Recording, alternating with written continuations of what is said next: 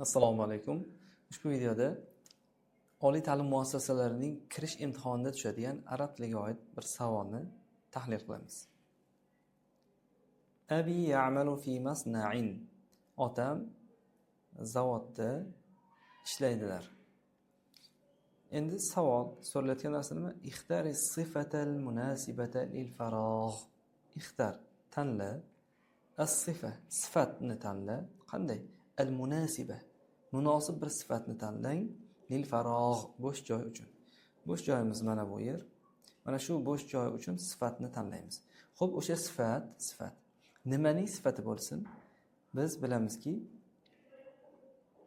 mavsuf va sifa mavzulari nahvda o'tilganda sifat mavsufdan keyin kelish kerak. Mavsufdan keyin keladi va 4 jihatdan moslashligi kerak. 4 jihatdan sifat mavsufga moslash kerak. Ya'ni mavsuf sifatlanayotgan narsa, sifat esa uning sifati. Xo'p, demak biz mavsufni topib oldik. Masna'in mavsuf ekan. Chunki mavsuf sifatdan oldin keladi dedik-ku. Xo'p, endi mana shu masna'in kalimasiga 4 ta jihatdan mos keladigan kalimani topishligimiz kerak. O'sha 4 ta jihat nima desa, sifatni demak 4 jihatdan moslashligi, birinchisi i'robda moslashish kerak, ikkinchisi aniq yoki noaniqlikda, xo'p, uchinchisi jinsda moslash kerak, to'rtinchisi esa sonda moslashish kerak. Xuddi shunaqa ko'rib chiqamiz. Al-masna'in demak al-kabir javobimiz to'g'ri keladimi? Yo'q. Nega? Chunki alif lom bilan boshlandi. Masna'inda alif lom yo'q. Aniq noaniqlikda moslashmayapti.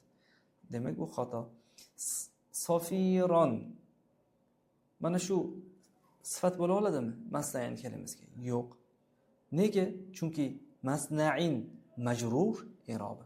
Buning sofiron kalimasining i'robi esa mansub i'robda. Demak bu ham xato. Keyingi C variantimiz kabiron. Bu ham xuddi shunaqa. Ya'ni mansub i'robda. Masna'in esa nasb i'robda. I'robda moslashligi shart. Moslashmadimi, demak bu sifat bo'la olmaydi. Kabirin demak mana shu D variantimiz to'g'ri bo'ladi. Nega? Chunki 4 ta jihatdan. Masna'in birlikdagi ism, kabirin birlikda. Xo'p, masna'in i'robi majrur, kabirin ham i'robi majrur. Masna'in kalimamiz aniq, noaniqlikka ko'ra nakra holatda turibdi. Kabirin ham nakra holatda turibdi. Demak, umumiy hisobda 4 ta jihatdan mana shu kabirin masna'in kalimasiga moslashdi.